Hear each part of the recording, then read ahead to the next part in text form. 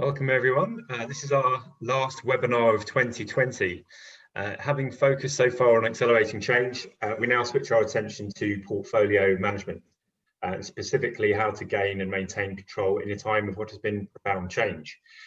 For most of us, the change portfolio at the end of 2020 will look significantly different to how it looked in January. The change we've all gone through will rank among the most significant and rapid periods of change we've ever experienced. Some will have fared better than others, of course, but we all have something to learn from each other. The experts willing to share their wisdom with us today are Joe Brace and Rupert Taylor. Rupert has spent 35 years immersed in the leadership of change programs across different sectors and has held a number of executive positions. But the reason we've invited Rupert along today is because he's an evangelist for simplicity. Rupert continually got frustrated at how difficult PPM tools could be to implement and use. So much so that he decided to build his own. When he's not leading that business, he can be found coaching and supporting executives and leaders on the change. So thanks for joining us, Rupert. Pleasure. For the last 3 years, Joe has been responsible for a major portfolio of change programs at one of the city's oldest financial establishments, and that's Lloyd's of London. Joe established an incredible, experienced, I should say, an incredible surge in demand for project and program delivery as the organisation built out a transformational strategy, and that required him to ramp up capability extremely quickly and bring structure and governance to the rapidly expanding portfolio. So thanks very much, Joe, for joining us. Good afternoon. For those of you that don't know me, and I think there's quite a few on the webinar today, so thanks for joining. My name is David Webb, and I'm one of the directors here at Practicus. I head up the client engagement function and host the odd webinar when I'm not talking to clients about transformation programs. We've got some structured questions lined up, but I'll be asking questions from the audience as we go through as well. So please don't be shy and post your questions via the Q&A function, which you should be able to see on your screen rather than the chat function. So yeah, don't be shy. This is your webinar as much as ours. We're due to run until about 2 o'clock, and we'll be sharing video collateral from this webinar with you all afterwards. If you've got value today from today's conversation, and I sincerely hope that you will, when you receive that email, please could you share it with your community, as the content we hope should be relevant to those with similar challenges. So without further ado, we're going to get started. So the first question that I've got prepared is what impact did the COVID-19 pandemic have on your portfolio, and how did you react to it? So I'm going to go to you, Joe, first. Yeah, thank you. So obviously COVID had a massive impact across kind of everyone's day-to-day jobs. But I've got to say, in our change portfolio, which is relatively stable, a lot of it multi-year programs, a lot of it with good mature teams leading those functions as well. I've got to say it had minimal impact on us, really. We were already in the working remotely, working across multiple countries, and we were very much in different kind of ways of working and different modes of working. So for us, it really was carry on and get on with it. So we committed straight off the bat to not slowing anything down. We didn't do any major knee-jerk changes to our planning process, and we were asked very, very early by our board and our exec, could we commit to carrying on? Was there anything we needed to immediately triage and stop? And our answer was no. Now, that was for our core portfolio. Many of you also know we're going through a large marketplace transformation as well with the future at Lloyd's. Now, that was a different piece because that was about investing for change and really changing what the market were doing. Now, in that one, we definitely took a pause, and that was sensible because what we didn't want to be doing was putting the market under pressure when we didn't know the impacts on them. So I think it was very easy for us as a core team looking after the established, already running portfolio to crack on. But for the ones that took more of an impact on our customers in an unknown environment, that's where we definitely took a pause and slowed down. So there was two different approaches for us in there. Mm-hmm. Okay, thank you. And Rupert? Yeah, so I think one of the things that's really interesting about today and me being on the panel with Joe is that we bring very different perspectives. Joe working for an incredibly well-established organisation that's a genuine sort of British institution. It's fantastic.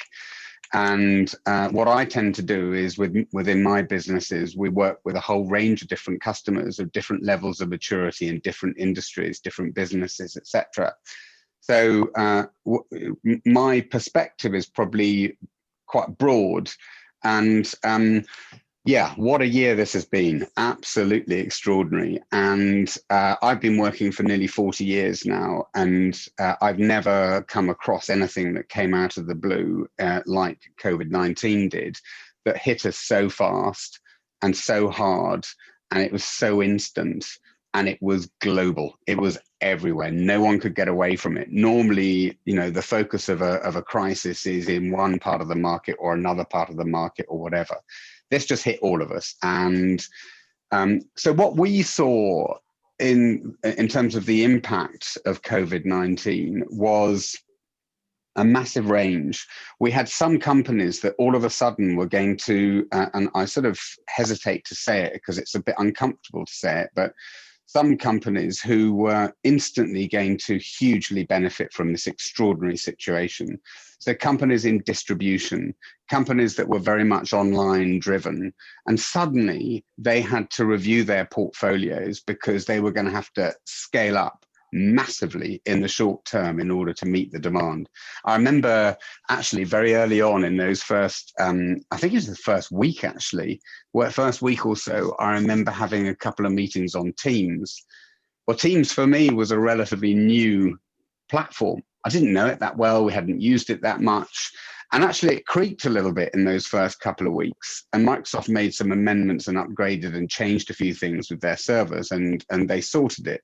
But they had to very quickly scale up, and there were all sorts of, there were a number of scenarios like that. Of course, for most, that was the exception. For most of our customers, it was a very, very different story, and it was more about rationalizing the portfolio almost overnight, because they had to cut back in order to change essentially their focus. And most of our what that meant was taking fairly instant decisions about what they stop, what they hold, and what they keep going with, and also what they stick sort of into the portfolio, because COVID-19 itself created a whole load of additional projects that needed to hit the portfolio instantly. No time to write a PID, no time to do the program charters and everything that's in the textbook. But, you know, we need everyone working from home from Monday. So laptops and everything else that goes with that, you know, it's huge impact. And the ones, and of course, some of those, our customers have different levels of maturity with regards to both PMOs and project delivery generally. So we saw such a range of impacts, but everyone's sort of forced to take decisions overnight, which I think was a really interesting exercise in reflecting in the mirror and saying, have we allowed our business to be agile enough to support these types of crises, or do we need to become more agile? And I'm saying agile with a small a, clearly, rather than the methodology. Yeah. So yeah, massive impacts. Yeah, just related to that then, Joe, I think you said before when we were preparing for this that maybe the drag factors had changed, or you'd seen a difference there. So I'm not sure if this is the question that would relate to. Yeah, I think there's a couple of interesting points that Rupert mentioned as well. I mean, we had a team looking at planning for operational resilience. We had a project that was live. The whole point was they were going to be doing work over the year to work out what would happen for something like this. Really interesting. Obviously, overnight, we had to retask them with, stop planning, now start doing. And we had to create ways of getting laptops out to people who weren't in the office. And there was a whole load of work. But what was really nice was having that mature project team that we could retask to it. And we pivoted really quickly to get those guys on the ground. So having some dedicated resource just to focus on COVID was really useful. We obviously had secondments from various other teams across the estate with group technology, data, operations. So getting that group together and having change at the center of it was really powerful. But that drag factor did kick in. Now, for many of you, I mean, I've got kids. I'm sure you have to do homeschooling as well. And we got into a good routine, but it was definitely very, very hard to get into that fact.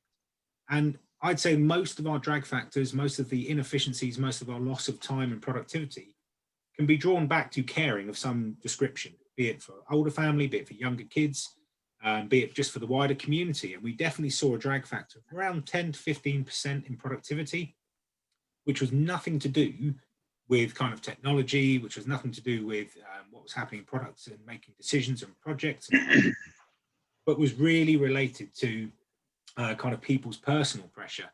And that's where I think we were in the right place from a maturity. I mean, Rupert, you mentioned about the different types of maturity levels for PMOs. For me, the biggest tipping point between kind of immature and mature is when you can trust and empower your people. And that for me was absolutely fantastic, that we just tipped over that point. Everyone knew that we were looking at deliverables. Everyone knew that we were looking at output, that they weren't being monitored on, well, when are you in the office? So we changed overnight, and almost everyone in the organization to a T put in on their out of office, sorry, not the signature, not even the out of office. They put on their signature, these are my core working hours during the current climate. Please feel free to contact me outside of these. I will endeavor to respond.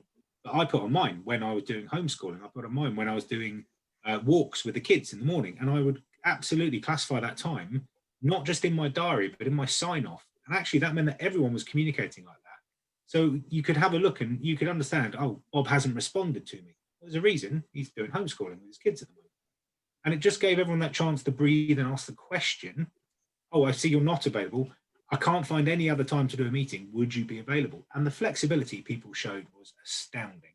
So while we saw a drag factor, it would have been a hell of a lot worse if we didn't have that trust and empowering culture in place at the very, very beginning. Okay. Rupert. David, thank you. Just one more to add to that, because it was such an intense period that I think it deserves an extra couple of minutes. Okay. We've got a couple of minutes, that's fine. So one of the things that I remember about two or 3 weeks in, maybe 4 weeks into the pandemic, I remember sort of looking again across the experiences that we were going through with our customers and how they were responding, how they were reacting. There were two things that really stick out in my mind that I think are interesting. The first is many of the executive teams that are essentially sponsoring portfolios within our customers, there's day-to-day conflicts, there's politics, there's issues, there always is between, who's going to get what priorities on the portfolio, blah, blah, blah, all that sort of stuff. That just seemed to go out of the window. And pretty much universally, executive teams came together. And I think this is something that a crisis often does. It pulls those people together and you have, you're in this together. It's a very bonding experience. And you have to take decisions in the interest of the organization, not necessarily in the interest of your function. And I think it was a very bonding experience for a lot of the executive teams that I've seen over previous years struggling to collaborate effectively. And the other thing that I found amazing, I work quite closely with a couple of universities, and one of the things that the universities were really desperately worried about was they were very worried, obviously, about the student numbers that were going to come sort of in post-COVID or during the COVID situation. And they were very worried about the student experience, everything having to go online like we were in the business world, and tutorials and the academic agenda going predominantly or significantly online. And what's been interesting has been, universities have been forced into this new way of working. And again, they're quite traditional sort of organizations that have got embedded cultures and embedded ways of doing things that take years to change sometimes. They were forced to change overnight. They had to, and they had to get their students essentially working with lectures online. What's fascinating to me is here we are 8 months later, and all universities have something called the NSS score, which is a rating of satisfaction, student satisfaction against the various different levers that or activities that they have. And in many cases, the NSS score has gone up significantly, not gone down, because people have communicated with students. They have, it's just fascinating, the dynamics that I think COVID-19 has generated around portfolios of projects. I didn't know that. Very interesting. Thank you. So now we've we've dealt with, well, we started with COVID. If we move back towards our sort of topic more in general, the next question is, how important is the relationship between the portfolio office and the board or the exec, and how should it be developed? So I'm going to start with you, Rupert, on that one. So I think it's crucial. Has there ever been a more sort of prominent time to have a good relationship with your board than the last 8 months? I think the key thing for me in terms of how it should be developed is, for those that are on this webinar that are involved in portfolio offices or PMOs or project management, project delivery or whatever, is asking the question, how do we get away from being considered as an administrative reporting function, and how do we actually shift that into a world of generating value? And I think the key bridge there is that executive team, that board. You've got to have a relationship with the board that enables you to manage your portfolio, balance your portfolio, optimize your portfolio using their leadership and their decision making and their collaboration. And I think we as a profession need to be stronger about what we demand in that space. We've got to be better about going to the top level of the organization and saying, our purpose as a function is to support optimization of the portfolio. If we're going to do that, we have got to have you on board as an executive team, and we need to have your leadership in order to take the right decisions at the right times to do the right projects and programs in the right way.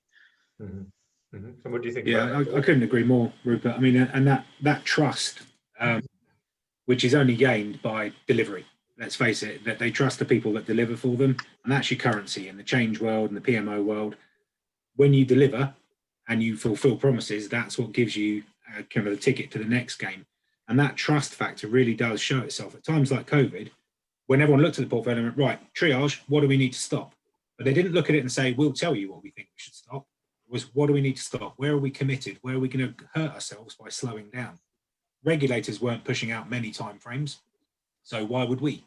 You know, we had a number of things that we had to react to. And I think getting to that kind of trusted advisor place, or at least the adult in the room conversation, where you can say, hang on, we can't just stop things at the drop of a hat. There is an embedded cost to this, or a committed cost. Having those conversations was really useful. Prepping up for the meetings in advance and knowing which things can we slow down without impact, which things have big impact, and providing those different lenses. And I think, I know, Rupert, you're heavily involved with the software side of things. How many times do we get asked to produce a different report with a slightly different tweak on the same set of data? And there's a reason. That's how we think through it as kind of humans. And the bit that people are looking for is our opinion and our confidence. When somebody asks you a question and says, right, are we okay? The more you kind of go, not sure, I'll come back to you, the more kind of fear you actually put in there. You shouldn't just jump to an answer, but actually knowing your data, knowing your portfolio, knowing the state you're in, and being able to provide that immediate answer of, actually, I think we're okay, I'll come back and confirm, and then digging into the data to support that. That is immensely powerful. And we had a really vocal support in terms of our COO at the board, who would very much take it forward as, this is what we need to get done. And our CFO was actually quite reasonable as well, which is unheard of for CFOs. But actually, they understood that there was going to be a big cost to this, and that actually it wasn't a great cost-saving exercise moment. That can sometimes creep in. Oh, good, we can stop doing all those unnecessary projects and we can save some money. Well, actually, if they're unnecessary, we shouldn't be doing them. And by showing that we had that maturity, that we were already refining the portfolio, making sure we were spending the right money in line with the strategy, making sure those cornerstone pieces are in place, gives you that trust, and that puts you in that trusted advisor camp. The worst thing you can be is that administrative camp when they just fire questions saying, give me the data on A, give me the data on B, we're going to make decisions. That's not a good, mature program delivery office.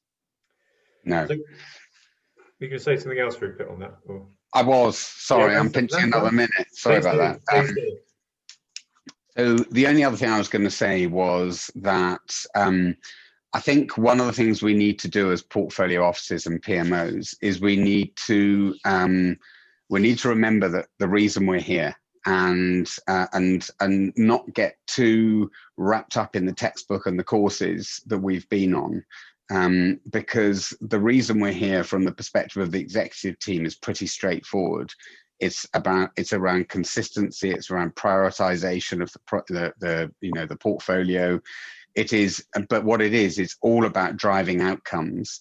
And I think if PMOs and portfolio offices can focus completely on what are the outcomes that the activities that we're driving day to day, what are the outcomes they're delivering for both our business and for our leadership team? What's the value we're really generating? Then I think you become more of an outcome focused function than a function that's focused on the mechanics of raids and PIDs and portfolio reviews, etc., and align with the executive team's needs. Yeah. And I think the final point I'd make is that you have to remember, or we have to remember, that probably 8 out of 10 members of the executive team really don't care about methodology. They don't care about project and program. They tend to be quite JFDI. They're very attention span of a gnat. They're very successful in their own right because they're good at what they do, not because they're good at running programs. So you have to adapt around that culture, those characteristics, and feed them. You've got to align with the way they operate. If you give them detailed project plans and many of them are just going to switch off and not engage with what you're trying to deliver as an outcome. Yeah. So one of the other questions that we had later on, it feels like we've answered some of it already. So I'm just going to ask you, just in case there's any more to add. And it was, how do you transform an administrative PMO function into a more proactive value add function? And when is it appropriate to do that? So I think we've already started answering it, but is there anything more that you'd want to add to that one? Yeah, I think the key is that delivery. And it's showing that you've got the cadence of delivering, that you understand what actually adds value. We can all talk about milestones in delivery, which are the ones that are actually going to capture people's imagination, which ones are the ones that people want to repeat. And we often talk about this to engage with some of the senior stakeholders. Find something unusual about the change or the project that you're doing that enables them to be that person of expertise. So they can mention, oh, that really tricky situation in between Singapore and Malaysia. Right? Oh yeah, we need to make sure we've got that. They love being put into that position where they can be the expert, and then they can ask the question, then they can defer to the team. We've all got those projects which the title is, as long as what you're actually trying to do, try and be a bit punchier, try and actually put something to it. We're trying to do overseas regulation. Okay, that's a little bit easier than changing system number 7 with 14 different, we've all seen those. So you've got to try and make it really, really punchy. You've got to try and get across those key change moments. And in a regulatory environment, sometimes they are dull, but protecting the license, protecting income, making sure we can still write business, put some numbers to it, spend some time thinking about your change in comms, and actually think about it. If you were an independent contractor, not an in-house delivery partner, how would you be selling what you're doing for that company back to them? Because it's really easy to get lazy when you're an in-house department and not actually think about, how am I going to show these people that we are a good spend of money? Why shouldn't they reach for the tier 1 consultants? Why shouldn't they just outsource and use other companies to deliver this? Because guess what? They've got a bigger bench than we have. They'll have resources ready to go, drop of a hat. But where do we add that knowledge and value, and how do we make it personal to those stakeholders? Mm-hmm. Okay, thank you very much. Rupert? So I think the way I often look at this particular sort of problem or challenge is, I run my own business. We are independent, and we have to go and get contracts that are in the world of delivering portfolios, delivering PMOs, and selling software. I know that, therefore, if I get a piece of work working for a company where we're providing the PMO, as an example, as a short-term assignment or whatever, I know that I have got to do certain things to win that piece of business, and I then have to do certain things to keep that business.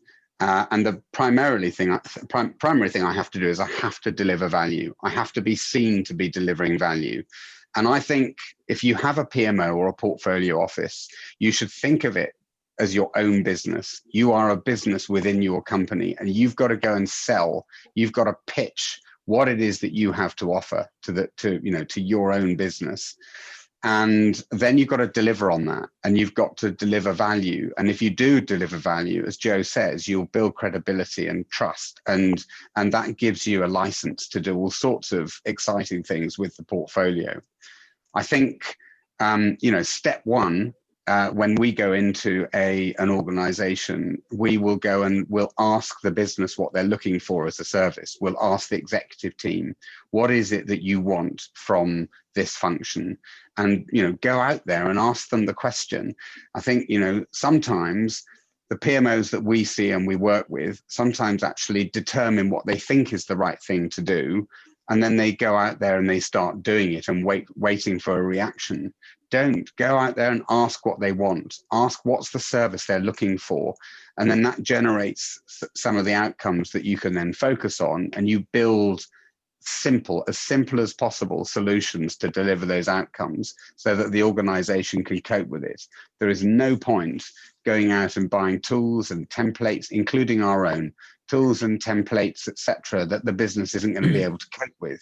It just won't, it'll just break. It'll make you look stupid. It's bad for your credibility.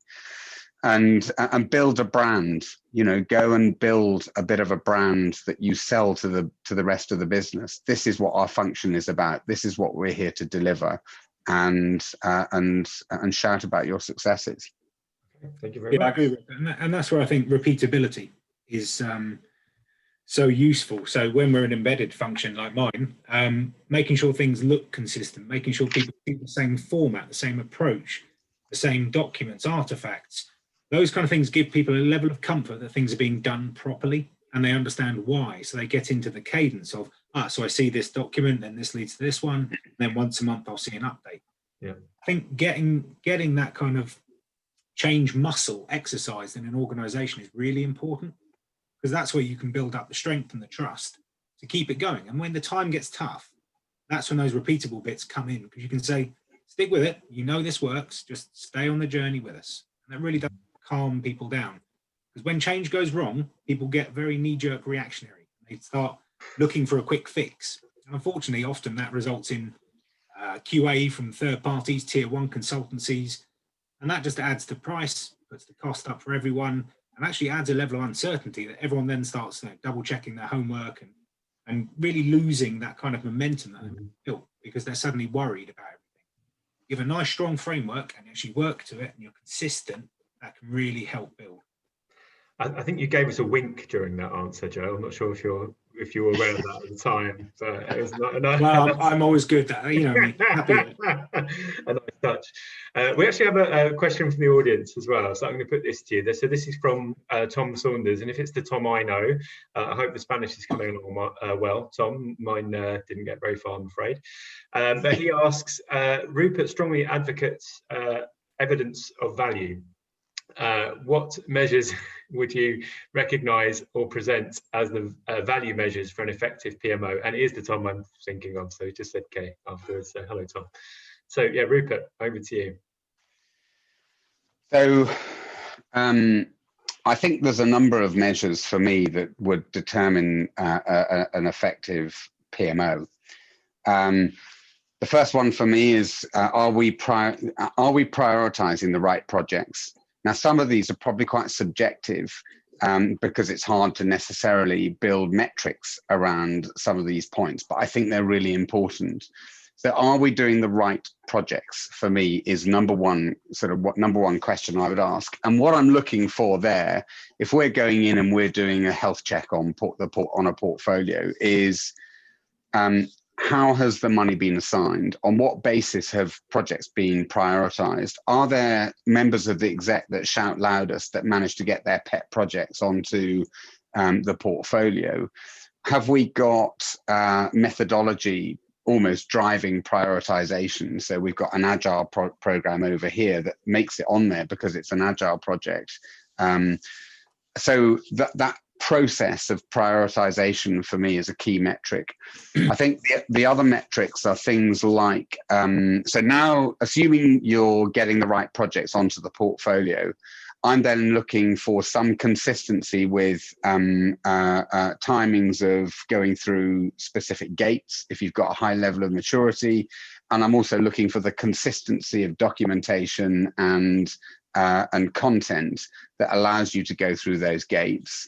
And I suppose ultimately I'm looking at the tolerance for ready for service and go live on different elements of a project or program across the portfolio. And I'd probably be measuring that by sponsor, as well as just by individual project or project manager, program manager, or whatever. But I would be looking to push some level of accountability onto the leadership of the business, as well as the delivery mechanism of the business, which I would do through some sort of some metrics around ready for service, stroke, delivery against dates, cost, benefit release. I would not put any metrics around benefit realization. We touched on this briefly yesterday. There's a big difference between benefit realization and benefit release. And for me, the portfolio office and the project delivery community is accountable for benefit release, not benefit realization.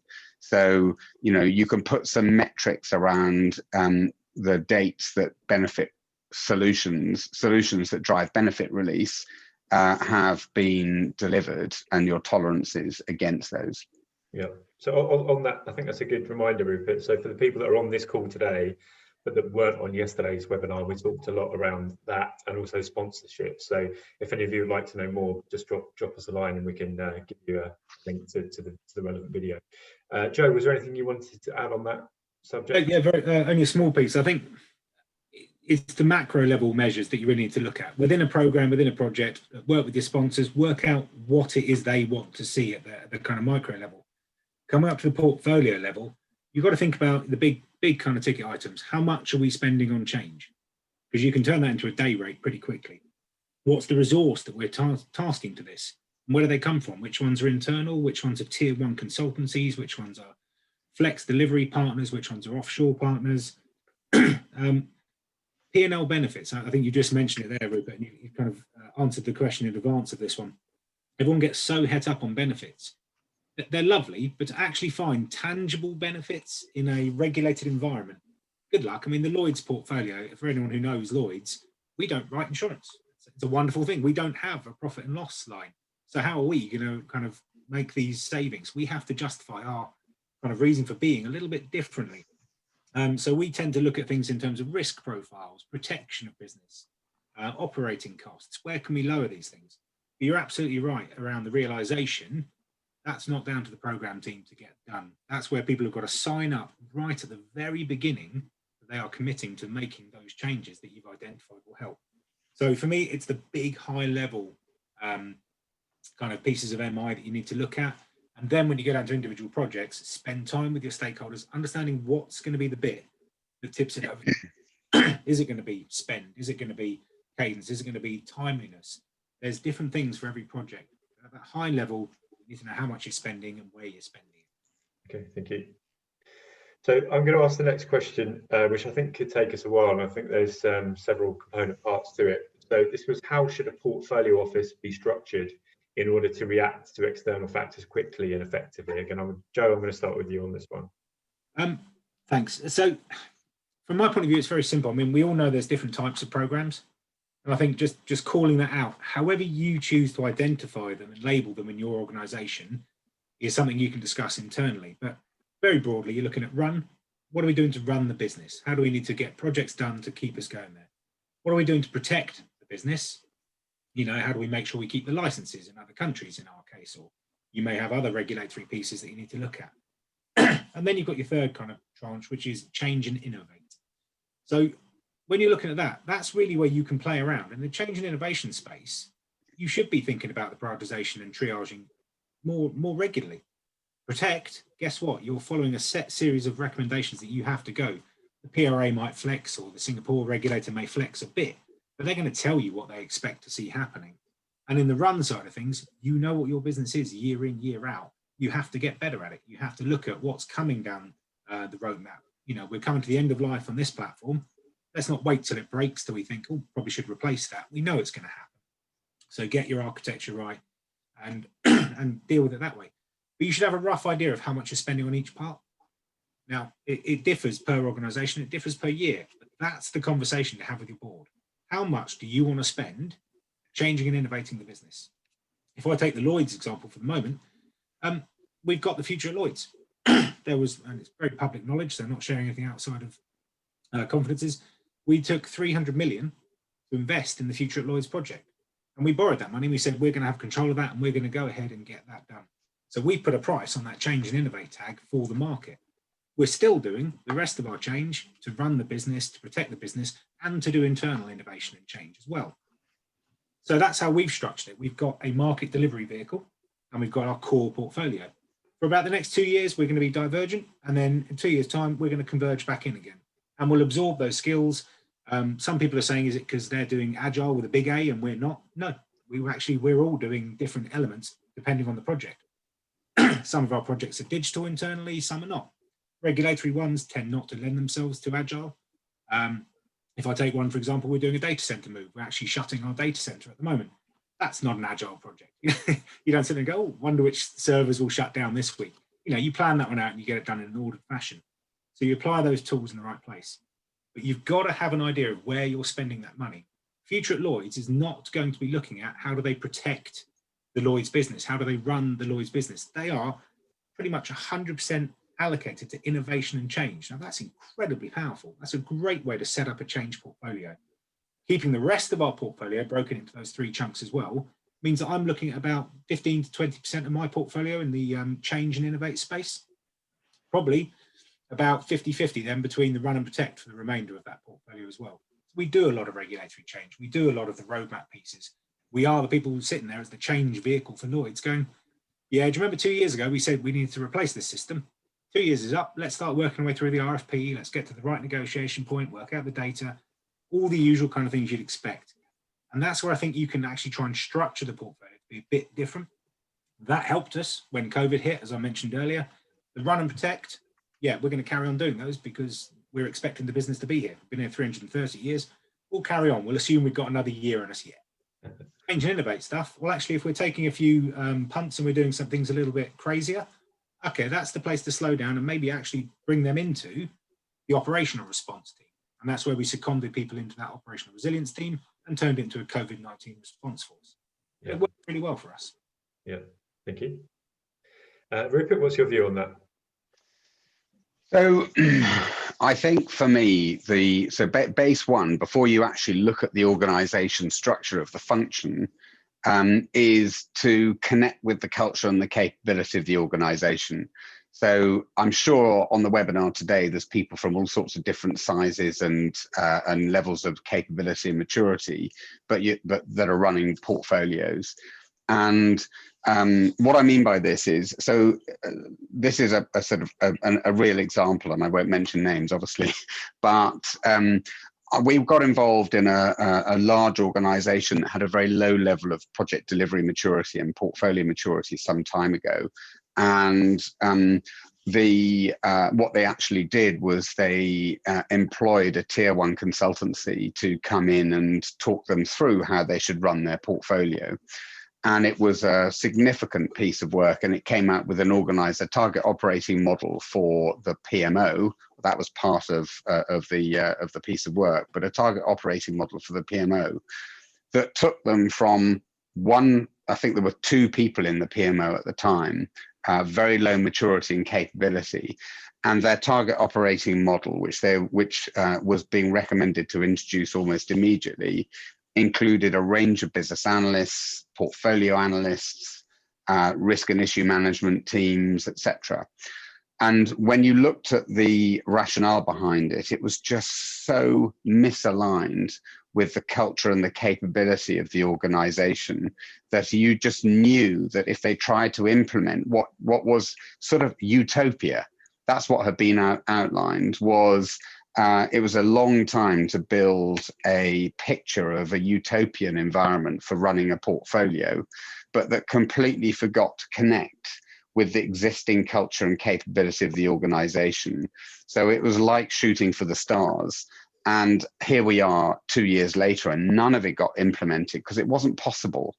And I think so I think number one is just connecting with the culture and the capability of the organization, and allowing yourself to say, this, or the portfolio office is an evolution. We're going to go on a journey, and if we are at base 0 today, we can only go to base 1 as our first jump, but we need to define what that looks like.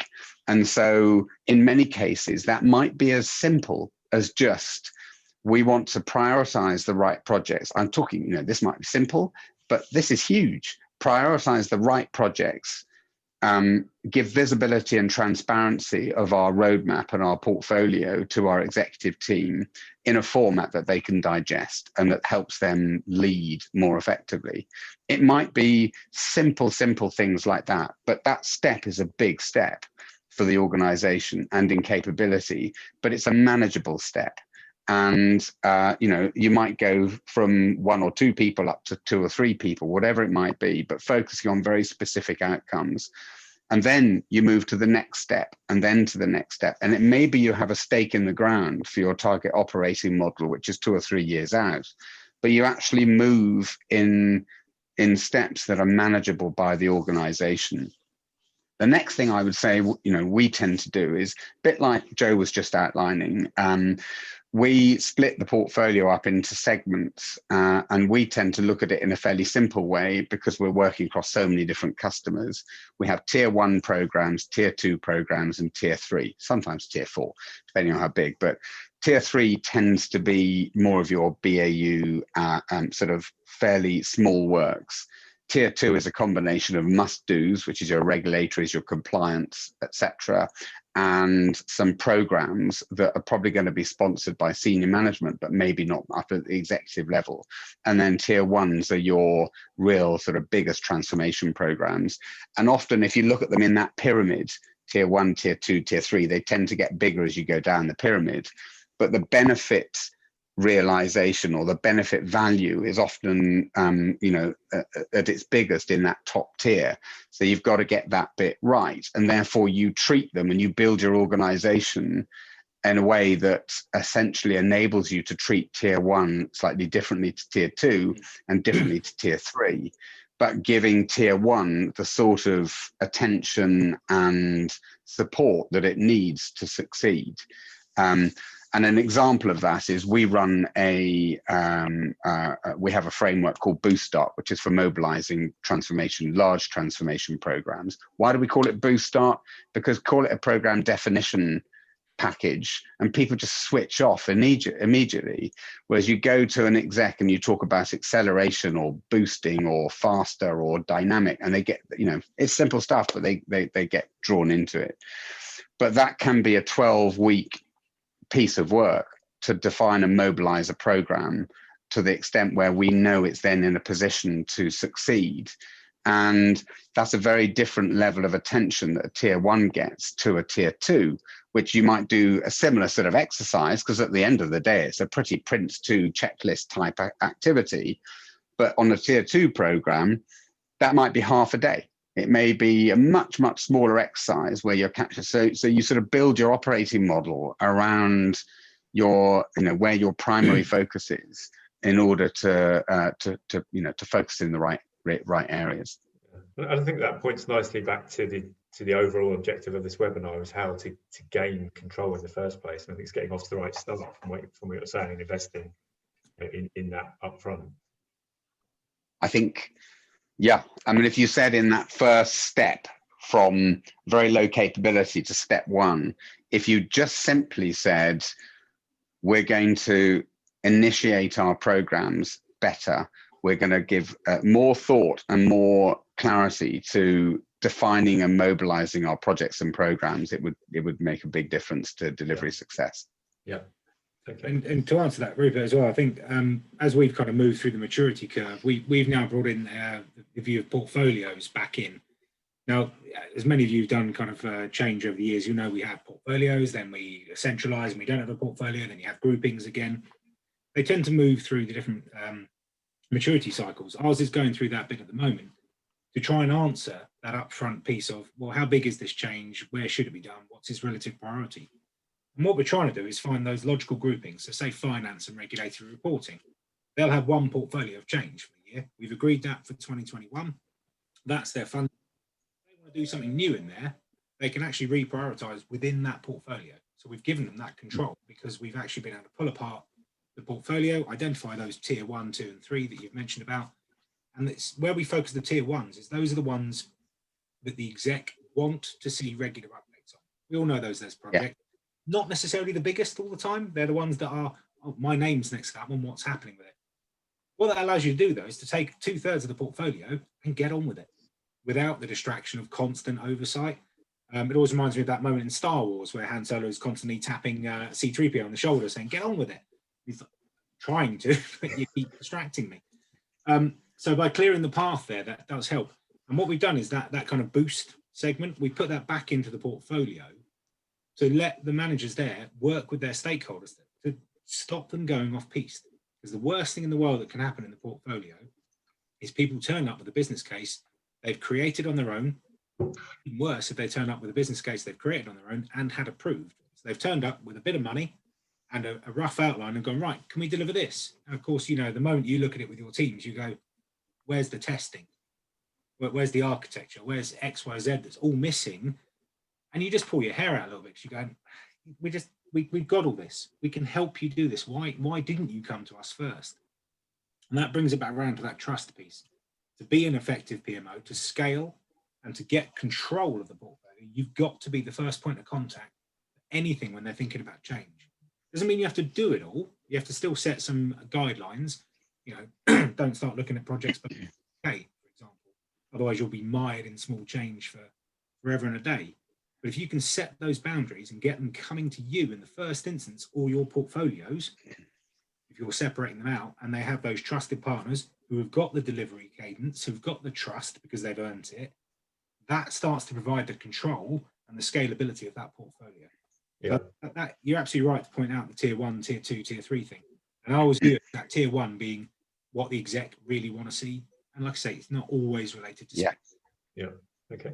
No, it's often related to fear. Yeah. Well, we had a flurry of questions in, so we've obviously hit a rich vein of interest from this is good, which is good. Yeah. So we've got another one from Tom initially.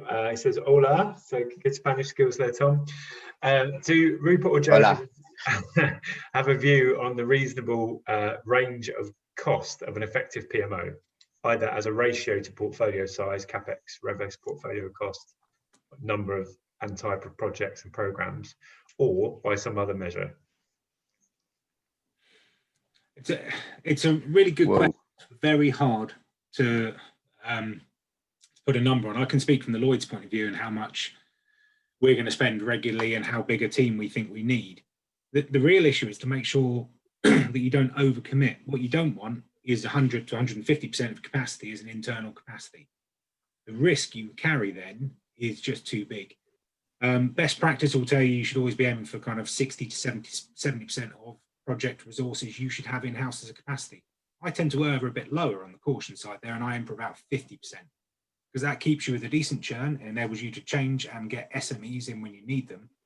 And I think often we're so worried about the cost of resource for things like tier 1 consultancies that we try everything we can to not bring them in without realizing that actually they're a good resource to use when you've got an SME type problem, when you've got those tricky, complex problems that require someone who's done it before, who can do it in half the time.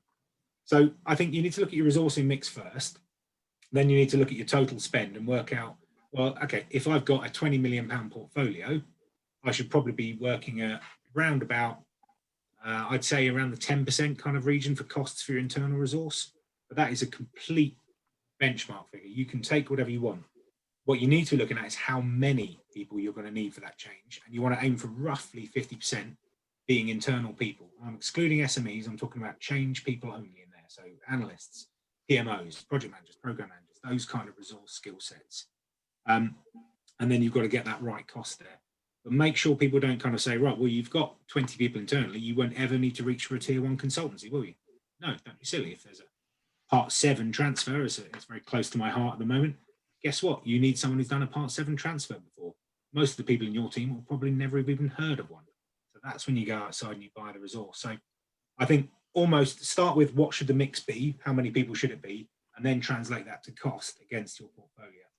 Just out of interest, Joe, where did you get your Part 7 transfer resource from? 2 different places. A lot of One it of them was. a lot of it was from just out of that's a coincidence. one of our partners, but then there was also some tier 1 consultancy. Thanks very much. Rupert, have you got a view on that question? Just very, very brief one, really. I'm going to slightly sort of chicken out and duck the question. It's slightly, because for me, it depends on how your PMO is structured. So some PMOs tend to have the delivery teams devolved out into the business units, so they're not part of the central PMO. Others have the project management community, etc., very much as part of that central team.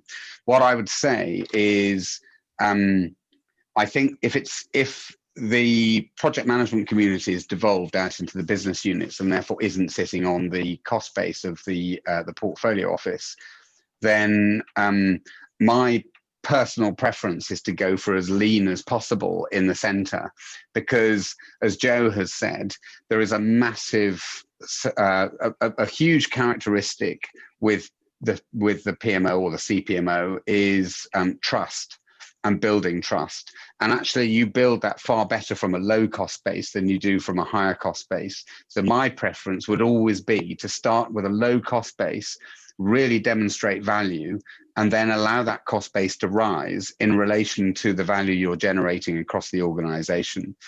I think if you're then including the delivery community, I personally feel that the right sort of balance is somewhere around 30% external to manage your flexi needs, somewhere in that region. When companies come to me like they did, I had a number of companies coming to me at the beginning of COVID-19 when it had hit, saying, right, all consultants out, all external contractors out. And some of them started saying, we're going to try and do everything internally, which really worried me, because I just don't think it's a good place to be for their businesses.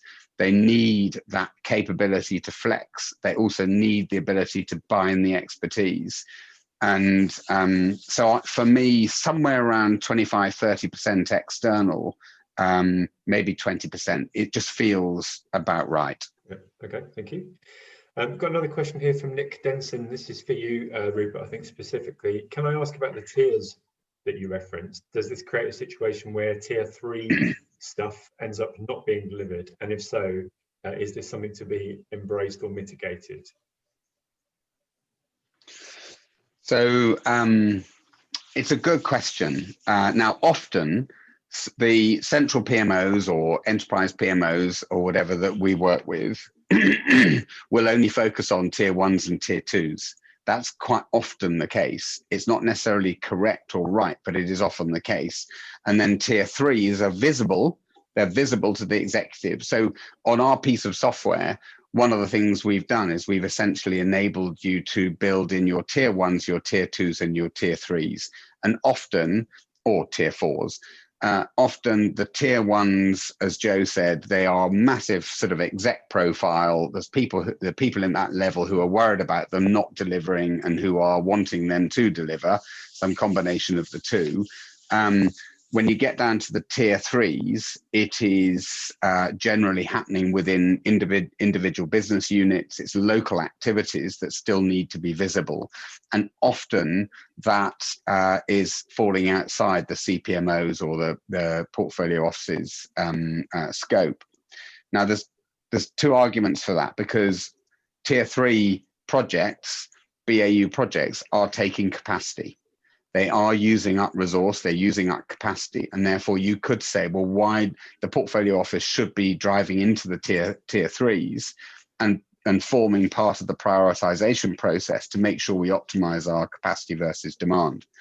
And but equally, you could say, let the business units get on with their own projects in their own way, their small works, we're going to concentrate all of our investment, all of our experience, all of our capability as the CPMO into tier 1 and tier 2, because that's where 80% of our benefits lie. That's where the primary focus is.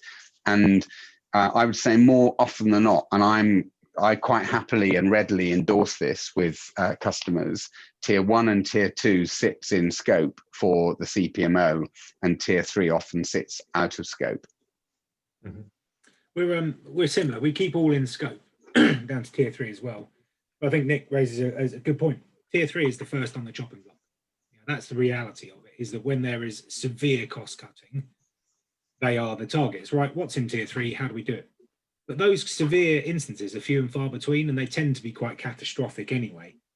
What it generally gives you in tier 3 is actually a real sense of freedom, because you can actually just crack on with it.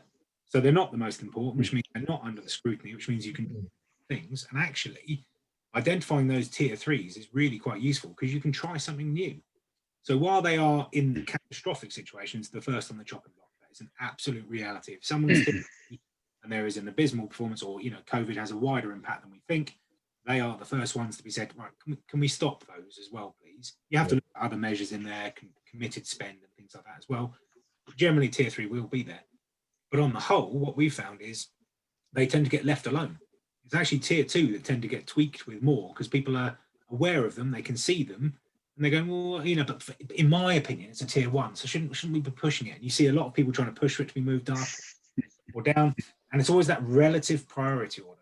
Now, if you don't use the term relative priority regularly, I encourage you to start using it. And this is something you should try and create a straw man of, even if it's just your central PMO's opinion, to show people what the actual order is in number order. So I'm talking 1 through to 30 in terms of which one is the most important right now based on all of our factors. And it might be timeliness, might be risk, might be cost, might be burn rate. You've got to look at those, because the developers, the testers, the DBAs, the people actually doing the changes, they're the ones who are sitting there going, I've been asked by these 2 projects which one to get on with. And that's when you need to be able to say, look, these guys are relatively higher priority than these guys. Mm-hmm. Right, so you need to do that one. If you can help both, that's great. I'll give you the information. And guess what? When you trust and empower those resources, they tend to get both done anyway, but you've allowed them to say and manage their users' expectations. Sorry, project manager number 2, I've been told I've got to concentrate on this one, but I'm hoping to get to yours Thursday. And it just helps people take out the painful arguments and, what used to be, you can't do it anymore. It used to be people coming and sitting at the edge of people's desks. Any chance you can get my change done now? Well, I've told you already, I've got to get these 5 done. So leave me alone, then I've got more chance of getting it done. It just helps smooth the wheels there. So yes, tier 3 is on the chopping block, but actually they get a bit more freedom and they get a bit more self-control. And that's where you can look to experiment and try different things and try different changes to your own framework. Do you need all those artifacts? Or for a tier 3, could you drop out 50% of the artifacts and agree with audit that they're going to have a different profile? And that's where you can look to streamline and actually make those projects a little bit easier. Great as well if you've got junior project managers coming through and resources that is untested. Tier 3 projects are absolutely brilliant to try them on. Okay, great.